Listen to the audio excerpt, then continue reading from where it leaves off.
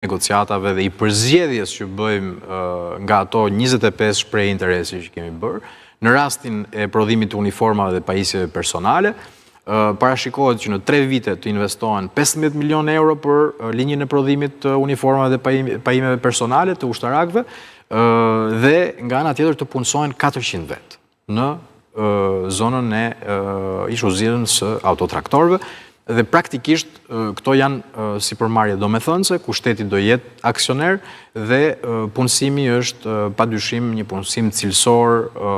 dhe me stabilitet të lartë, sikundër parashikohet që kur vjen puna ke linjat e prodhimit të artillerisë së rënd, dronëve luftarak po ashtu që për çka jemi në negociate sipër,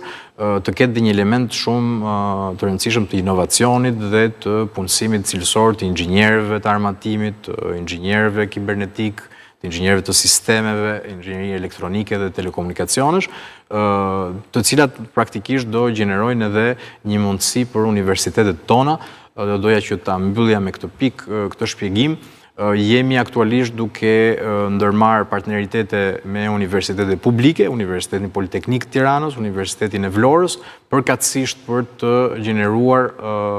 kurikula të përbashkëta mes Akademisë Forcave të Armatosura dhe këto institucione të arsimit të lartë, për të nxjerrë nga këto bankat e këtyre shkollave praktikisht inxhinier armatimi nga dega e inxhinierisë mekanike dhe inxhinier naval nga dega e inxhinierisë përkatëse në Universitetin e Vlorës. Pra praktikisht kjo është një strategji, siç e thash, jo vetëm për mbrojtje dhe rritje të kapaciteteve të forcave të armatosura, por një ekonomi të dijes dhe një ekonomi shkalle me prodhim vlerë të shtuar në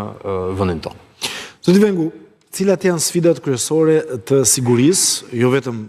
në kuadër të NATO-s, por dhe që ka Shqipëria në rajon? Vijojnë të mbetet rreziku i influencës ruse dhe vendeve të tjera jo mike, Irani e të tjerë?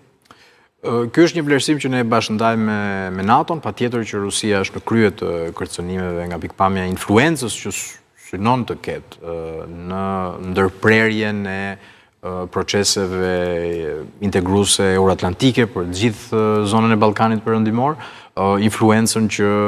Rusia ka edhe në jetën e brendshme të disa prej vendeve që na rrethojnë. Kështu që padyshim ky është një element parësor. Elementi i dytë ka të bëjë me angazhimin ton për stabilitetin e Ballkanit Perëndimor. Jemi vend që shumë i angazhuar në KFOR, e shohim KFOR-in si një garanci të sigurisë shtendërtimit të Kosovës dhe do vijojmë të investojmë fuqimisht në këtë drejtim.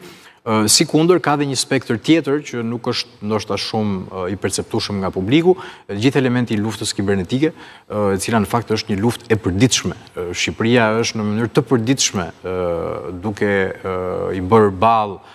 ka sulme të përditshme? Patjetër, dhe ky është një realitet i ri i të gjitha vendet të NATO-s dhe Shqipëria nuk bën përjashtim. Nga vijnë shumica nëse mund ta themi?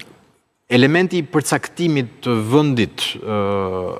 ose nga dyshohet, se do është e vështirë. Është më e logjikshme, më e arsyeshme dhe më e kujdesshme të flasim për dyshime se sa për përcaktime të drejtë për drejta, se në fundit janë ndonjëherë edhe aktor jo shtetëror të ndërthurur me interesa të tjerë shtetëror që sulmojnë. Por ajo që duhet them është që ne do vijojmë të investojmë fuqishëm edhe në mbrojtjen kibernetike, sepse ka të bëjë me qëndrueshmërinë e sistemeve parësore, shërbimeve parësore, qoftë energjisë, qoftë shërbimeve publike, kështu që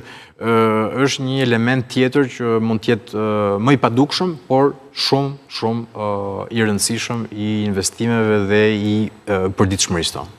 Kam me pyetjet fundit, por dalim nga kostumi i ministrisë, si politikan tashmë, ju do jeni pjesë edhe si deputet në kuvendin e ri që pritet të filloj punën në shtator, zgjedhje parlamentare, si i keni parë kësaj radhe duke qenë edhe deputeti i Vlorës, dhe ndërkohë opozita vijon të ketë ato akuzat e saj për zgjedhje manipuluara me banda, me krimin.